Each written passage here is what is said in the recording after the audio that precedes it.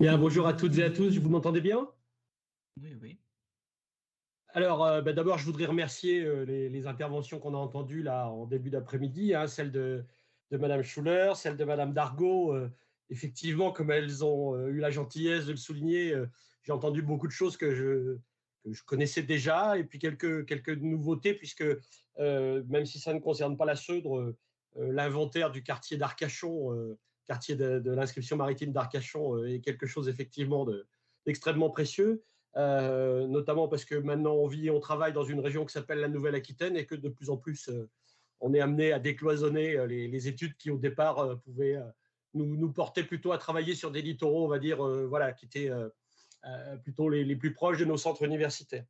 Alors, effectivement, quand on parle des gens de mer de la Seudre, du quartier de Marennes, donc, peut-être rappeler simplement que les marchés du travail sur lesquels ils sont appelés à se positionner à la fin du XVIIIe siècle. C'est bien sûr donc celui du port de La Rochelle, pour lequel donc les archives de l'amirauté qui sont conservées aux archives départementales, et puis celles des différents, enfin, du quartier d'ailleurs de La Rochelle, qui contient la collection des rôles d'équipage à partir de 1770 et jusqu'en 1792, rôles d'armement. Tout ça, donc, effectivement utile et permet de retrouver ces gens de mer qui sont présents dans les registres matricules du quartier de Marennes. Mais au demeurant, l'appel, entre guillemets, de main-d'œuvre, il est 7 à 8 fois plus important du côté de Bordeaux. Euh, Raison pour laquelle Philippe m'avait demandé de regarder un petit peu du côté donc, des archives départementales de la Gironde.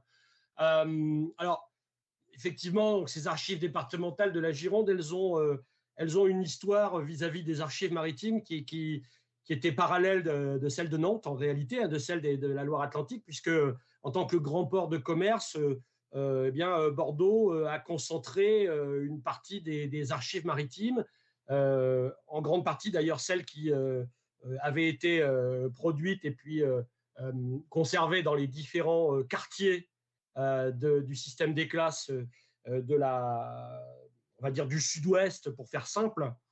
Et je l'avais fait remarquer récemment à Philippe, c'est quelque chose qui est bien connu quand on se rend au service historique de la défense de Rochefort et qu'on fait des recherches sur Bordeaux. Eh bien, il y a eu un incendie dans la nuit du 20 au 21 mars 1919 à Bordeaux, dans un local qui s'appelait le magasin aux vivres de la Marine, et où l'ensemble des archives, finalement, on va dire plutôt marine, hein, ministère de la Marine, quartier du système des classes, étaient entreposés.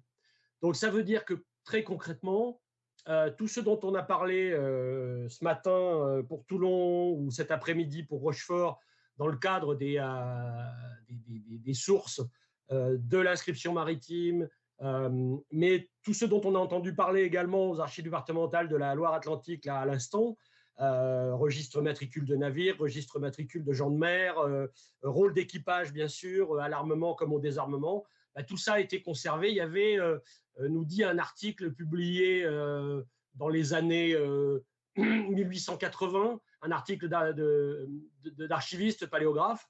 Il y avait environ 21 000 pièces qui étaient conservées dans ce magasin aux vivres de Bordeaux et qui sont parties en fumée, et qui documentaient donc toute l'histoire maritime du port de Bordeaux et des quartiers périphériques.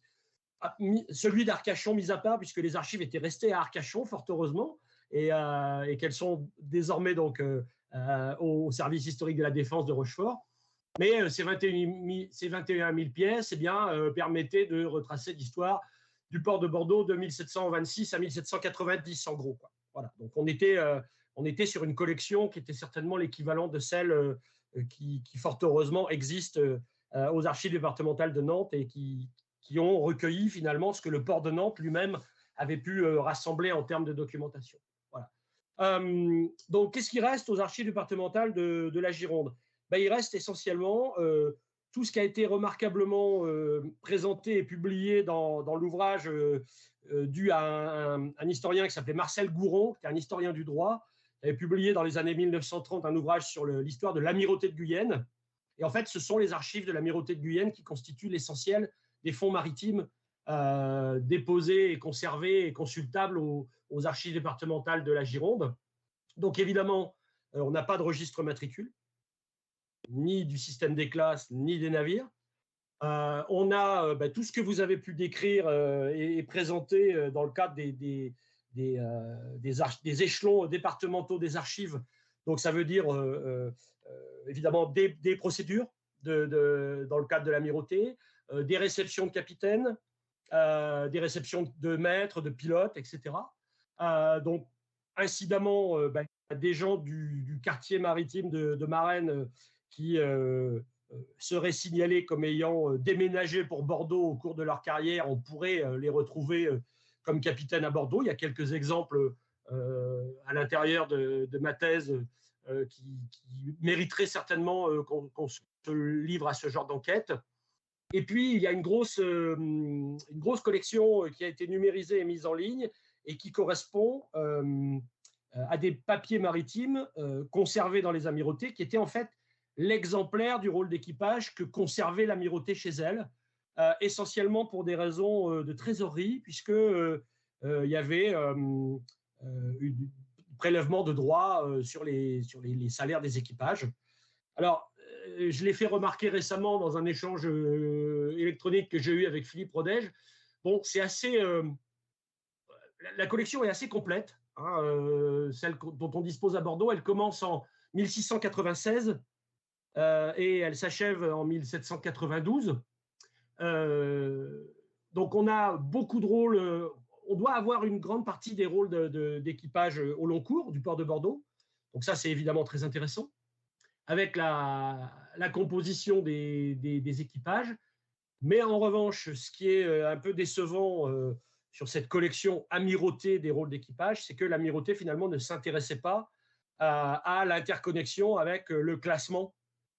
Et donc, on a ni qualification, ni grade au service du roi, ni numéro de page, ni numéro dans la page, comme nous l'a montré tout à l'heure Marie Schuller pour les registres matricules du système des classes. On n'a pas ce genre d'informations dans ces rôles d'équipage-là.